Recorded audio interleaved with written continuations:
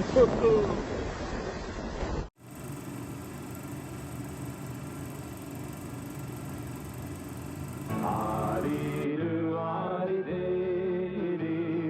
whistled and he sang till the green woods rang, and he won the heart of the lady.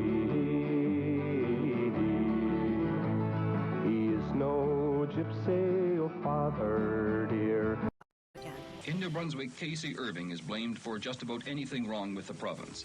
Perhaps because he owns so much of it, something like $400 million worth. Indeed, indeed.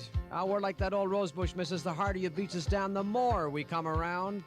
Uncle Emmy's gone now nearly 10 days. He told his wife he's gone for the fishing, but in the waters of St. Pierre and Nicholin Isles, the fish is coming bottles of gold.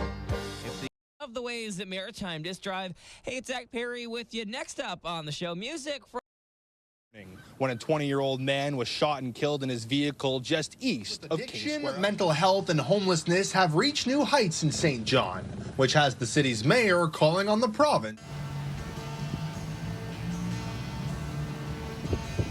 Oh, the summertime is coming, and the trees are sweetly blooming, and the wild mountain thyme grows around the blooming heather. We drove, my mother and I, for hours some days with no destination. She would say, "We will just keep driving towards the mountains and the water until we feel better." When I moved away for college the first time, my things stuffed forcibly in the trunk and back seat, my mother and I sat quite quietly. The water, the mountains were falling behind me and opening into large buildings and man-made beaches. I had nothing to follow then to feel better, and my mind took the brunt of my separation. My deterioration was quick. In a hospital bed, I laid hollow like Elliot, 12 hours away from the Atlantic coast. What identity did I think I would shed in leaving the Bay of Fundy, the woodland, and my people? I could not remember. My IVs had become infected by then. The medication running through my veins became hot wires sparking under my skin. I could only cry out, "I want to go home, I want to go home," but no one there knew where that was. Home was New Brunswick.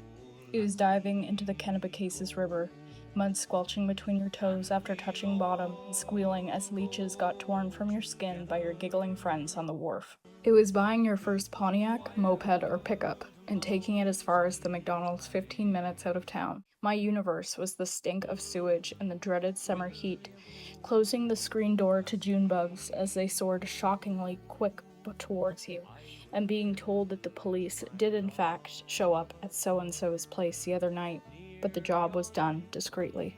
It was having a father like a silent bull 2 weeks of the month. He was cold and quiet with his children, but boisterous and jovial with his co-workers on the Digby boat. It is holding another girl's hand after looking around. It is a room at school being closed for cleanup after a boy trashed the only gay teacher's class. It is every sign on front lawns reading conservative, and a tourist bureau that stayed empty throughout the year. Home is ugly.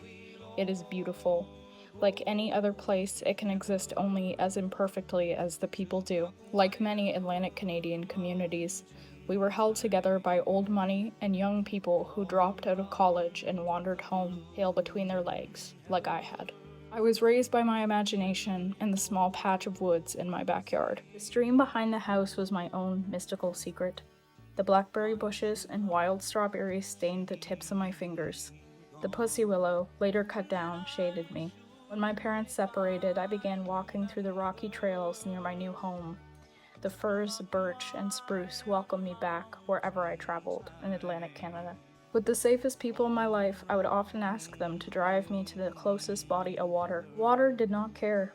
It could take my anger as I chucked rocks until my feelings ebbed and rolled off my shoulders into the waves. Men at work asked me why I wasn't making their lunches again. My father called, talked of regret, and wished for pity that I could not give. I lost my job and feel the weight of an illness that I always carry with me. The medications I'm on are not covered by the New Brunswick government.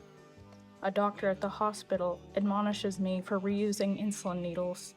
My ex's dad said he got out of the pen needle business because they were not making enough money in the province. Drugs were coming from Ontario onto Duke Street, where I lived. Police arrived one night with their lights on, but sirens off. The damage was already done, so a spectacle was unnecessary. A woman on fentanyl had already killed her baby a few houses down. No police showed up at the tent village near the church when the tents were caught on fire. Over and over, I watched the rocks arc across the gray sky towards the shipping boats. One rock was thrown for the man who died in the tent, one for the baby, one for the mother. But I would soon discover that there are never enough rocks for us all. I, the Atlantic Canadian, have to accept that there is not much that can reliably keep me here. I do not have a photo of my grandparents, so there is no familial connection. When I looked in the public library for their records, some proof of their lives, my mother only shrugged and said wisely, "You need to have money to have photographs." I am only tied to them through dark and twisted stories of alcoholism and abandonment. The ghosts of my family can only be known through general histories. The Lanigans. I imagine them as Irish immigrants, crawling from Partridge Island to lay helplessly like seaweed on what are now Irving-funded beaches. My Catholic great-great-whatevers, cussing and spitting on rocky shores.